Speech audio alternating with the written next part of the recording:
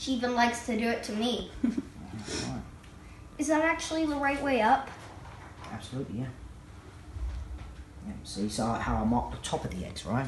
I mark the top of the eggs so I know.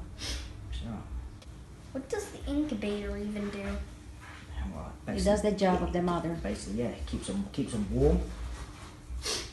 The right temperature. Right and temperature, humidity. right humidity. So, that's 6 healthy eggs from my pastel lesser girl.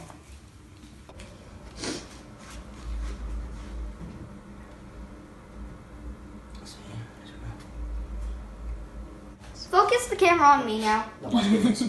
She kissing you.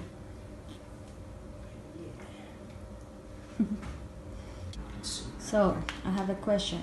What's your question, baby? Is it true that temperature can affect the sex of the baby snakes? In reptiles, Uh-huh.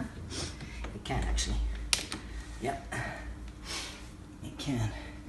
Can affect. More so in gender? crocodilians. I know it's really prevalent in crocodilians. It can So like affect the gender? alligators and crocodiles, yeah, it can really affect the gender.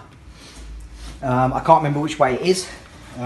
It's either higher temperature. I think higher temperatures make it a male, and I think the lower temperatures make it a female. But I'm not too sure. You know, a good temperature for incubating, specifically, you know, ball pythons, is 88 to 90 degrees. You know, and then I usually, like I said, I usually have a consistent hatch date of around about 55 to 56 days. If you leave them with the mother, it usually takes a little bit longer, of 60 to 70 days. You know, sometimes even longer than that when the mother, like, maternally incubates them. And that's because you deal with a lot of temperature fluctuations. Temperature fluctuations, humidity, humidity percentage decreases and stuff like that. So that's why I like to artificially incubate as well, because you can keep the temperatures consistent and the humidity consistent. Because a lot of eggs can die off, if that temperature's fluctuating too much, humidity's decreasing and stuff like that.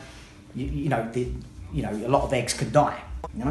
And like I said, then I also, instead of that female as well sitting again on the eggs for an extra 70 days, I can get that female off those eggs. I can get her washed. I can disinfect and clean her tub and everything like that. And then she'll go back to eating. And she can gain some much needed nutrients and weight again straight away. Like, clean the smell of the eggs. You have to get rid of the smell of the eggs from the tub, from her. So she can eat again. So she'll eat again. Because if you don't, and you just put her straight back in the tub, she'll be constantly looking for her eggs. She'll be like, the smell of the eggs and everything like that. She'll be constantly looking for eggs, and she still won't eat. But she's a good girl, man. Yeah, she's a good girl. Cool. Like I said, either way, there's no wrong or right way to do it. You can leave the eggs with the female. I mean, they've been doing it for thousands.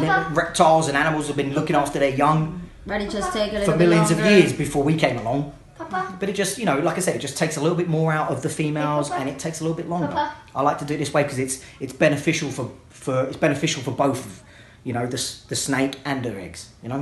That's my Burmese python. She's a hypo, 100% het albino.